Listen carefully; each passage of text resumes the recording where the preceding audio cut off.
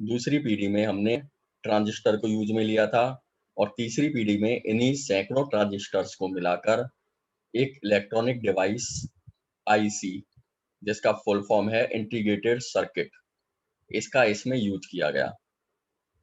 IC यानी integrated circuit transistor से ज्यादा हैवी था, ज्यादा शक्तिशाली था। आईसी का आकार ट्रांजिस्टर की तुलना में छोटा होता है, इस कारण कंप्यूटर का आकार भी द्वितीय पीढ़ी की तुलना में छोटा हो गया।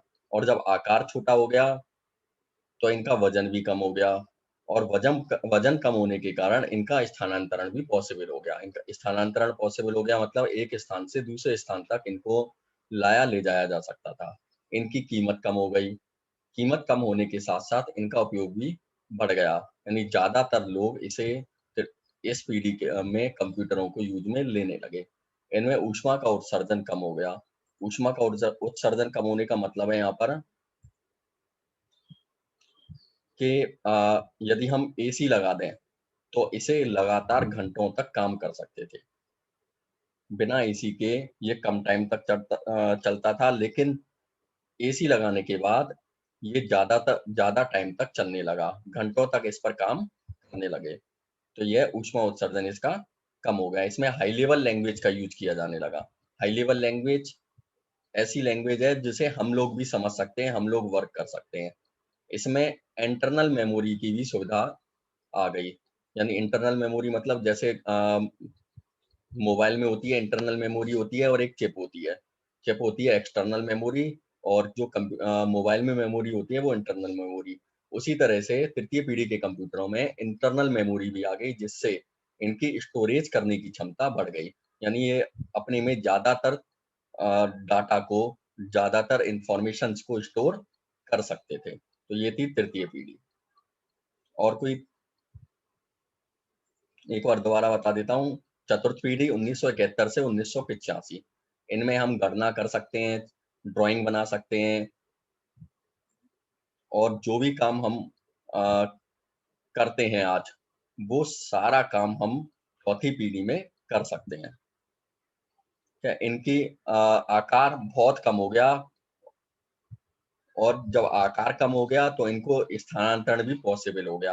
यानी हम इसे इजीली एक स्थान से दूसरे स्थान तक ला लिया जा सकते हैं। इनको हम पोर्टेबल कंप्यूटर बोलते हैं। पोर्टेबल का मतलब होता है कि कहीं भी ले जाओ। लैपटॉप हुआ, डेस्कटॉप हुआ, ये सब पोर्टेबल कंप्यूटर होते हैं। ये चौथी पीढ़ी के कंप्यूटर हैं। इसमें माइक्रो प्रोसेसर का यूज किया जाता है। इस माइक्रो प्रोसेसर की स्पीड सब तेज होती है, इसी कारण कंप्यूटर की स्पीड भी, वर्किंग स्पीड, प्रोसेसिंग स्पीड तेज हो गई। इसको माइक्रो सेकंड और नैनो सेकंड में मापा जाता है। इनका वजन भी कम हो गया, इनकी कीमत भी कम हो गई, और इनके जो रिजल्ट थे प्रथम पीढ़ी में तो गलत आते थे 99%, इसमें 101% यानी 100% सही आते हैं। हम जो कुछ इसमें पूछते हैं, जो कुछ हम इसमें लिखते हैं, जो कुछ हम इसमें वर्क करते हैं, वो टोटल 100% सही होता है। ठीक है। इनमें स्टोरेज क्षमता भी काफी ज्यादा हो गई, तृतीय पीढ़ी की तुलना में भी बहुत ज्यादा हो गई। ठीक है। ये होते हैं सामान्य उपयोग के कंप्यूटर, जिसे हम तुम यूज में लेते हैं। तो ये हो गए चतुर्थ पीढ़ी के। उसके बाद आ जाते हैं पांचवी पीढ़ी के कंप्यूटर। पांचवी पीढ़ी के कंप्यूटरों में सोचने, समझने, निर्णय लेने ये क्षमता होती है। ये दो या दो से अधिक वस्तुओं में तुलना कर सकते हैं, और ये भी बता सकते हैं कौन सी अच्छी है, कौन सी बुरी है। ये सारा काम इसमें कर सकते हैं। इसमें अ, पहले से ही इसकी मेमोरी में प्रोग्राम फीड होता है, जिसके बेस पर ये वर्क करते हैं। यानी एक तरह से हम ये कह सकते हैं इसमें कृत्रिम दिमाग होता है। कृत्रिम दिमाग मतलब हम मनुष्यों का डाला हुआ दिमाग। ये सामान्य यूज के कंप्यूटर नहीं है। इनकी कीमत काफी अधिक होती है। ये बड़ी बड़ी वैज्ञानिक प्रयोगशालाओं में यूज में लिया जाता है, जैसे मौसम की भविष्यवाणी बताना, और रॉकेट वगैरह, रोबोट वगैरह, ये सब पंचम पीढ़ी में आते हैं। तो ये हो गए पांचवी पीढ़ी। अब किसी को कोई प्रॉब्लम नहीं होगी। नेक्स्ट हम करते हैं कंप्यूटर के प्रकार।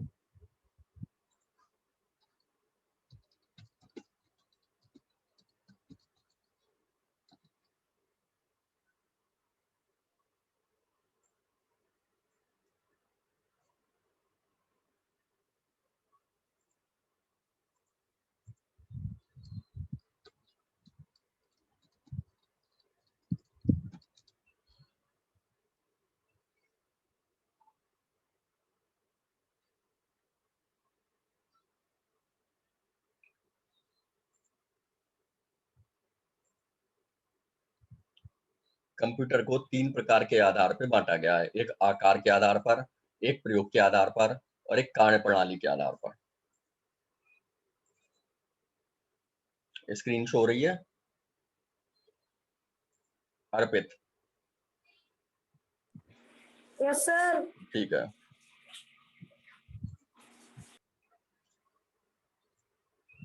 इसे 3 प्रकार से बांटा गया है, आकार के आधार पर, प्रयोग के आधार पर और कार्यप्रणाली के आधार पर।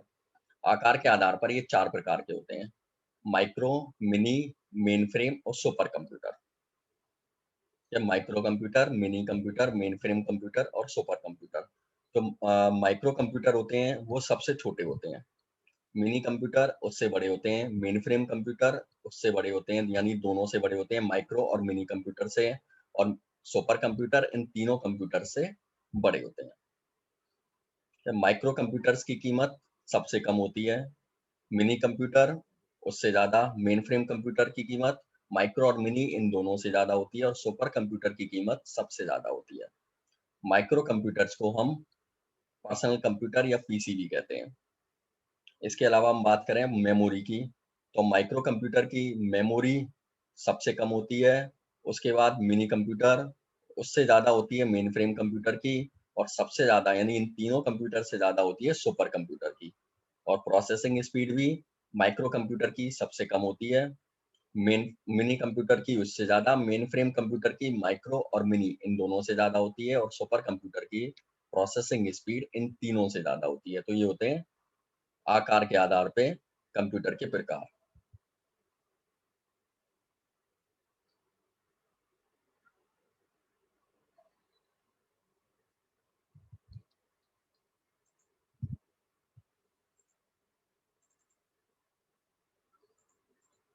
मैं बताया था प्राइस, साइज,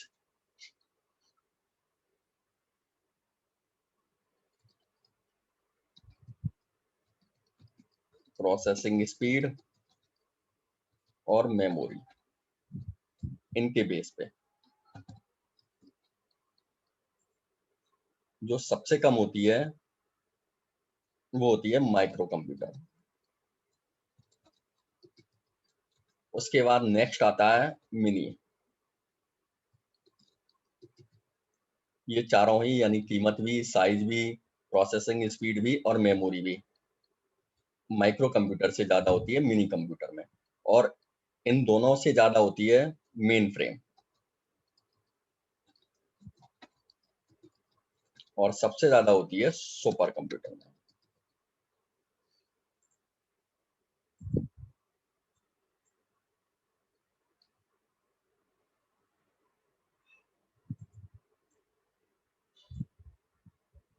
ठीक है, ये हो गया साइज के आधार पे कंप्यूटर के प्रकार।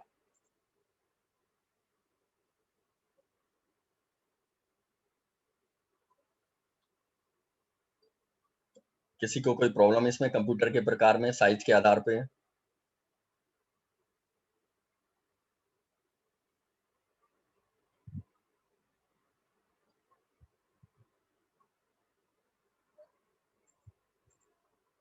तो हम नेक्स्ट चलते हैं।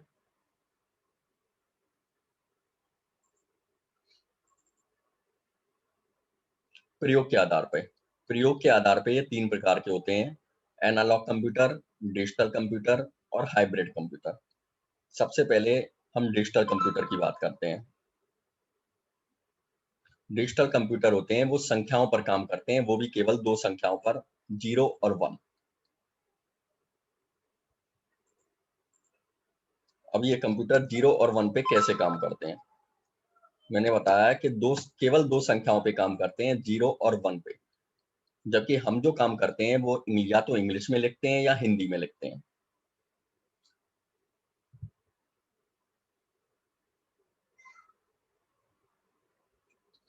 तो और कंप्यूटर लिखता है 0 और 1 में वर्क करता है।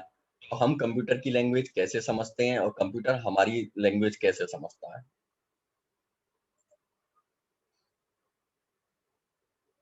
जो बताएगा वो हैंड रेज करो।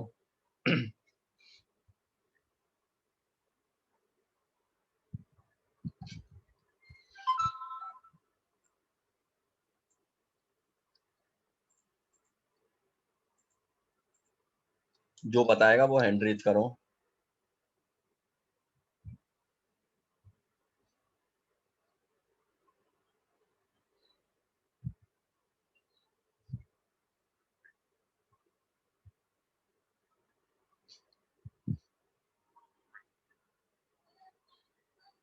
अर्पित।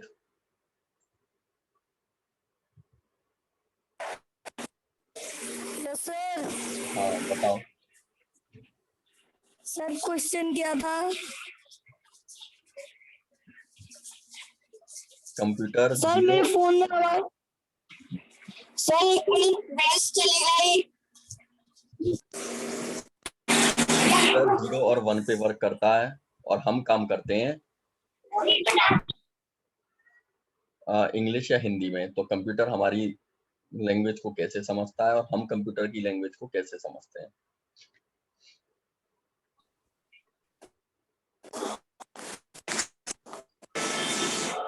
सोनिया।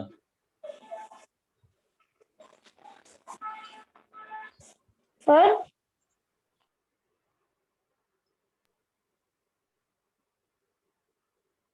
Hello sir. हाँ बताओ। सर नहीं पता मुझे। और कोई?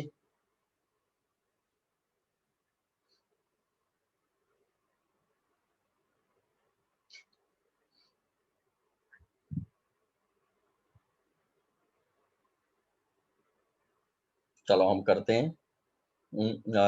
हम जानते हैं हिंदी, और मान लो हमें किसी जापानी से बात करनी हो, तो हम कैसे बात करेंगे?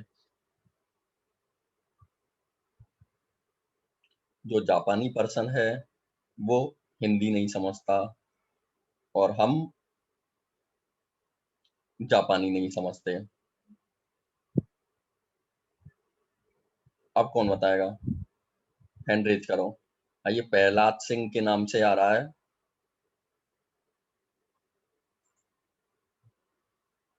हाँ बताओ। प्रहलाद सिंह के नाम से है।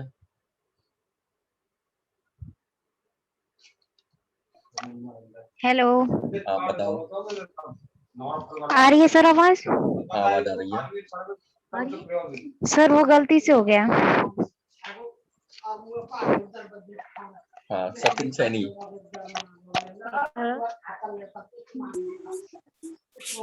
हाँ बोलो सर। हाँ बताओ। सर वो जापानी इंग्लिश तो जानता था। नहीं, हम हिंदी जानते हैं और जापानी हाँ केवल जापानी लैंग्वेज जानता है। अच्छा, बीच में इंग्लिश का तो कहीं कोई रोल नहीं है। हम इंग्लिश में बात कर सकते हैं उससे। कैसे? इंग्लिश में। इंग्लिश का कोई रोल नहीं है, मैं इंग्लिश जानता ही नहीं हूँ।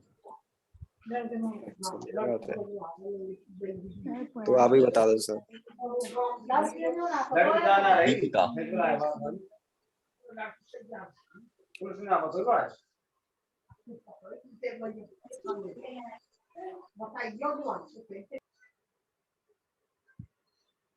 दीपिका।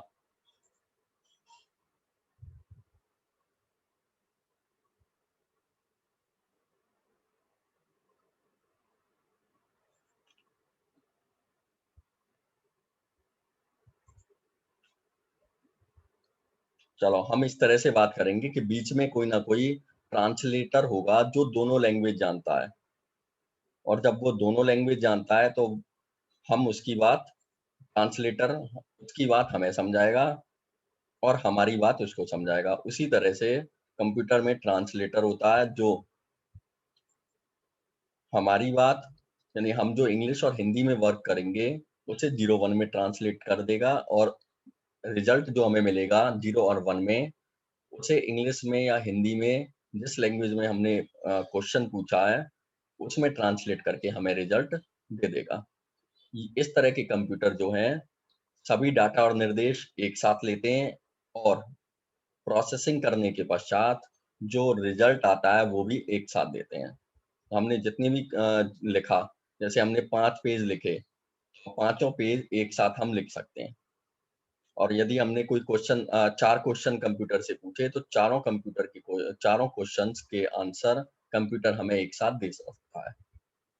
इन कंप्यूटर्स को यदि हमें यूज में लेना है तो हमें कंप्यूटर आना जरूरी है। यदि हमें कंप्यूटर नहीं आता तो हम कंप्यूटर पे वर्क नहीं कर सकते। तो ये होते हैं डिजिटल कंप्यूटर। उसके बाद आते हैं एनालॉग कंप्यूटर पे। एनालॉग कंप्यूटर वे होते हैं जो तापमान, गति, विद्युत प्रवाह इन पर काम करते हैं।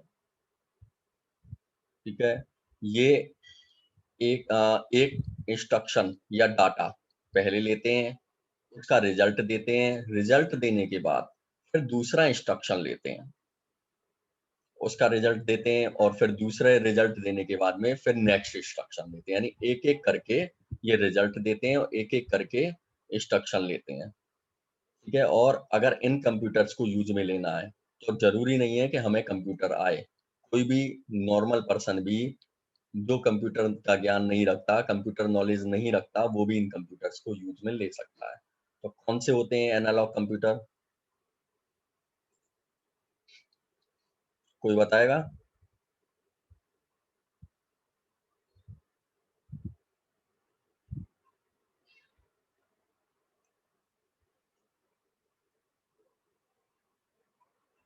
चलो हम आगे बढ़ते हैं। एनालॉग कंप्यूटर होते हैं जो रूम टेम्परेचर आता है, टेम्परेचर नापते हैं वो। इसके अलावा हम बुखार नपवाने जाते हैं डॉक्टर पे, वो जो थर्मामीटर होता है वो भी एक तरह का एनालॉग कंप्यूटर है। सबसे पहले वो एक का बुखार नापेगा, उसके बाद जो आएगा टेम्परेचर बताने के बाद फिर दूसरे का नापेगा। तो ये एक एक करके काम करता है। ये हो गए एनालॉग कंप्यूटर। उसके बाद हाइब्रिड कंप्यूटर। हाइब्रिड कंप्यूटर वो होते हैं जिनमें एनालॉग और डिजिटल दोनों के फीचर्स होते हैं। यानी जो संख्याओं पर भी काम कर सकता है और इसके अलावा तापमान, गति, विद्युत प्रवाह पर भी काम कर सकता है। इनके जो प्रोग्राम हैं इनकी मेमोरी में पहले से ही स्टोर होते हैं। यानी ये उन्हीं कामों को करता है जो इसकी मेमोरी में स्टोर है, इसके अलावा कोई काम नहीं करता। वैज्ञानिक प्रयोगशालाओं में इसका यूज किया जाता है हाइब्रिड कंप्यूटर्स का। तो ये हो गए एनालॉग, डिजिटल और हाइब्रिड कंप्यूटर्स, यानी प्रयोग के आधार पर कंप्यूटर्स। नेक्स्ट आते हैं कार्यप्रणाली के आधार पे कंप्यूटर। कार्यप्रणाली के आधार पे दो प्रकार के होते हैं, सामान्य उपयोग के कंप्यूटर और विशेष उपयोग के कंप्यूटर। सामान्य उपयोग के कंप्यूटर होते हैं जो बहुत सारे कामों को कर सकते हैं। कंप्यूटर एक ही होता है लेकिन हम उसमें सॉफ्टवेयर डालेंगे और काम को कर सकते हैं। जैसे हमें एमएस ऑफिस यानी वर्ड, एक्सेल, पावर पॉइंट पे काम करना है तो हम इसी कंप्यूटर पे कर सकते हैं। हमें कोई ड्राइंग बनानी है तो हमें इसी कंप्यूटर पे बना सकते हैं। हमें अकाउंट का काम करना है तो हम इसी कंप्यूटर पे कर सकते हैं। हमें इंटरनेट चलाना है तो हम इसी कंप्यूटर पे कर सकते हैं। ऐसा नहीं है कि इंटरनेट चलाने के लिए अलग कंप्यूटर होगा और लेटर टाइप करने के लिए अलग कंप्यूटर होगा, ड्राइंग बनाने के लिए अलग कंप्यूटर होगा, ऐसा बिल्कुल नहीं है। जो सामान्य यूज में लिए जाते हैं वो कंप्यूटर सामान्य उपयोग के कंप्यूटर आते हैं जिन्हें कोई भी हम तुम भी यूज में लेते हैं। नेक्स्ट आते हैं विशेष उपयोग के कंप्यूटर। ये किसी विशेष काम को कर सकते हैं और ये केवल और केवल एक ही काम को करते हैं और इनका सॉफ्टवेयर इनकी मेमोरी में पहले से ही स्टोर होता है। यदि कोई मौसम की भविष्यवाणी बताता है तो वो केवल मौसम की भविष्यवाणी ही बताएगा और कोई काम नहीं करेगा। ठीक है, वैज्ञानिक प्रयोगशालाओं में इसका यूज किया जाता है।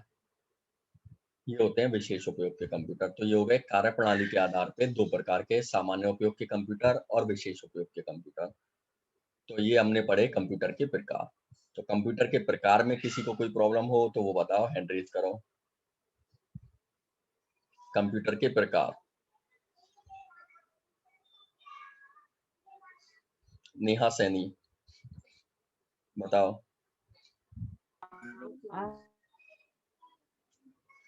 आवाज नहीं आ रही, कोई प्रॉब्लम? अर्पित? सर हाँ, हाइब्रिड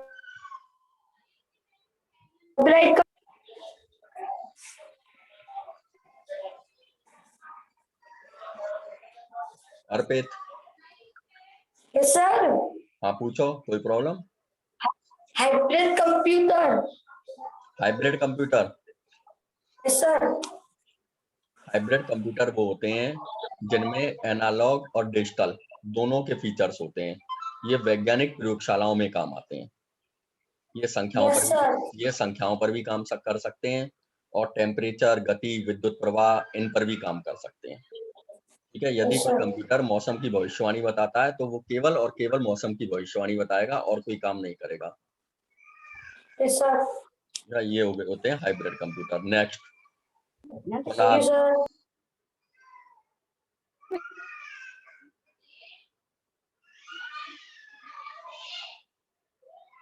नेहा।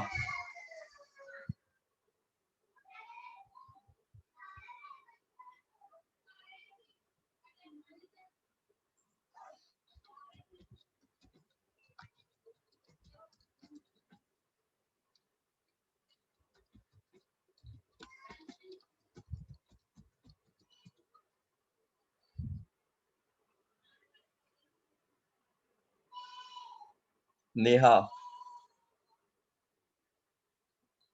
म्यूट नहीं हो रहा तो चैट में लिख के भेज दो। सचिन, जिनका म्यूट नहीं हो रहा वो चैट में लिख के भेज दो।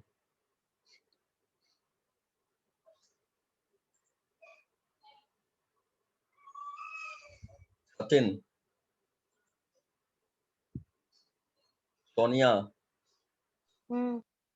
हाँ पूछो। Hello sir. सर एनालॉग उसको और बताना एक बार। एनालॉग कंप्यूटर वो होते हैं जो तापमान, गति और विद्युत प्रवाह पे काम कर सकते हैं। जैसे थर्मामीटर होता है बुखार नापने का, वो रूम टेम्परेचर नापने का, तापमान नापने का होता है रूम टेम्परेचर के लिए, वो ये सब आते हैं एनालॉग में। ये एक इंस्ट्रक्शन पहले लेते हैं, उसका आंसर देने के बाद में, उसका रिजल्ट देने के बाद में फिर दूसरा इंस्ट्रक्शन लेते हैं। उसी तरह से एक एक करके ये काम करते हैं जब तक ये एक का रिजल्ट नहीं दे देते, जब तक दूसरा क्वेश्चन नहीं लेते। तो ये होते हैं एनालॉग कंप्यूटर। और बताओ नेहा, सचिन सैनी, नीचे सर। अनम्यूट। हाँ बोलो। आ गया सर, हो गया सर, हो गया। सामान्य कंप्यूटर नहीं कर सकते क्या ये मौसम की जानकारी देने का कार्य? कौन? सामान्य कंप्यूटर नहीं कर सकते? नहीं, सामान्य उपयोग के कंप्यूटर वे होते हैं जिन्हें हम लोग यूज में लेते हैं। जैसे जो डाटा बनाना हो किसी हॉस्पिटल का, किसी स्कूल का, कॉलेज का रिकॉर्ड रखना हो, और हम जिस पर काम करते हैं, ये सब होते हैं सामान्य उपयोग के कंप्यूटर। अच्छा। और विशेष उपयोग के जो कंप्यूटर होते हैं जो मौसम की भविष्यवाणी बताते हैं, ये काफी महंगे होते हैं और वैज्ञानिक प्रयोगशालाओं में मिलते हैं। अच्छा। नेहा सैनी। आ गया सर, ओके। हाँ, और किसी को कुछ पूछना है?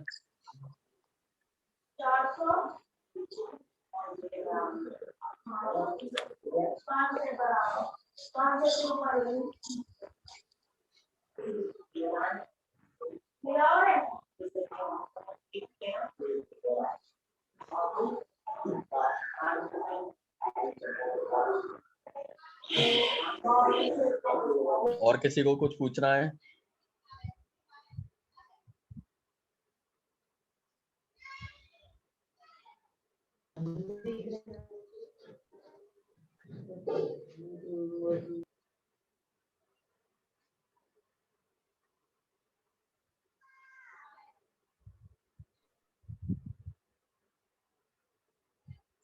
हैंड रेज कर दो जैसे कुछ पूछना हो, और अनम्यूट कर लो।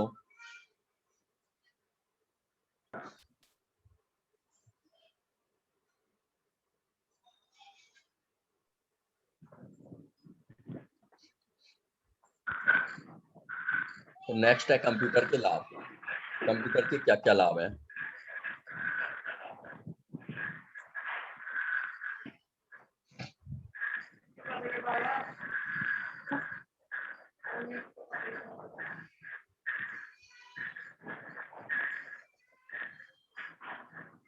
कौन बताएगा? कंप्यूटर के क्या क्या लाभ हैं?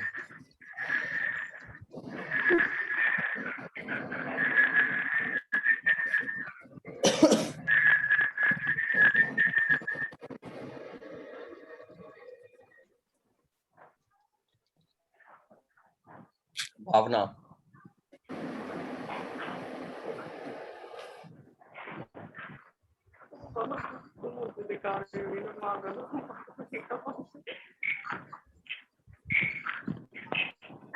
सचिन।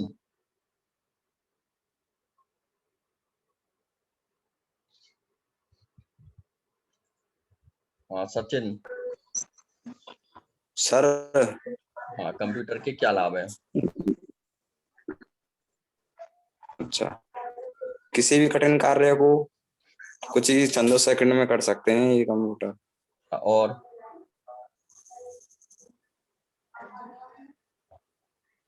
कठिन से कठिन कार्य को कर सकते हैं, ये पता है सर।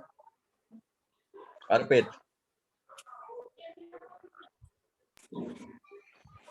सर हम कैलकुलेशन आदि पेंटिंग और वर्क कर सकते हैं कंप्यूटर में आसान जल्दी।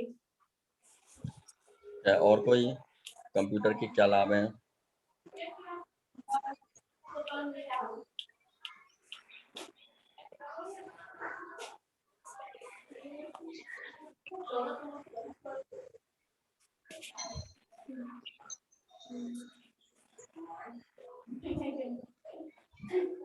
कुणाल। सर कंप्यूटर के बहुत सारे लाभ हैं, इससे हम टाइपिंग कर सकते हैं, एक दूसरे को मैसेज भेज सकते हैं, हाँ, और अपना काम आसान कर सकते हैं, और एक दूसरे से चैट कर सकते हैं। अच्छा, और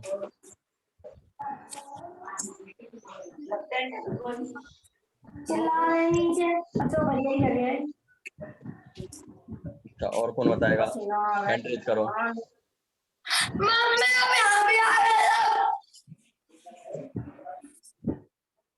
हाँ, हैंड रेज करो, और कौन बताएगा?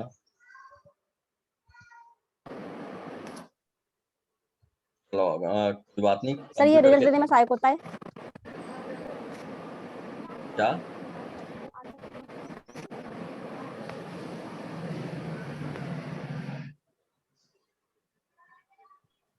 तो कंप्यूटर के लाभ हम कल करेंगे। अब तुम्हें आज क्या होमवर्क करना है? अपनी नोटबुक पे कंप्यूटर के लाभ लिखने हैं, जो भी हैं, और लिखने के बाद उसका फोटो लेकर मेरे को व्हाट्सएप करना है।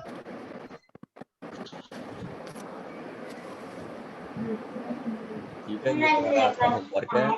अपनी नोटबुक में कंप्यूटर के लाभ लिखने हैं, और कंप्यूटर के लाभ लिखने के बाद उसका फोटो लेना है, और फोटो लेकर मेरे को सेंड करना है व्हाट्सएप पे। ठीक है, ये होमवर्क तुम्हें आज ही करना है, और कल हम पढ़ेंगे फिर कंप्यूटर के लाभ। इसके अलावा कंप्यूटर की प्रकार आज हमने पढ़े, उसमें किसी को कोई प्रॉब्लम हो तो वो भी कल मेरे से पूछ सकता है। ठीक है, तो नेक्स्ट करते हैं। हाँ कुसुम, बताओ क्या कह रहे हो? नेहा कुसुम। Yes sir. हाँ बताओ, हैंड रेज किया है, पूछना है कुछ? हाँ सर, डिजिटल कंप्यूटर पूछा था। डिजिटल कंप्यूटर वो होते हैं जो 0 और 1 इन संख्याओं पर काम करते हैं, और ट्रांसलेटर की हेल्प से यस सर। हम एक दूसरे से वर्क करते हैं, एक दूसरे से लैंग्वेज को समझते हैं। और जो हम कंप्यूटर यूज में लेते हैं वो होते हैं डिजिटल कंप्यूटर, जिनमें हम काफी सारे कामों को कर सकते हैं। ठीक है।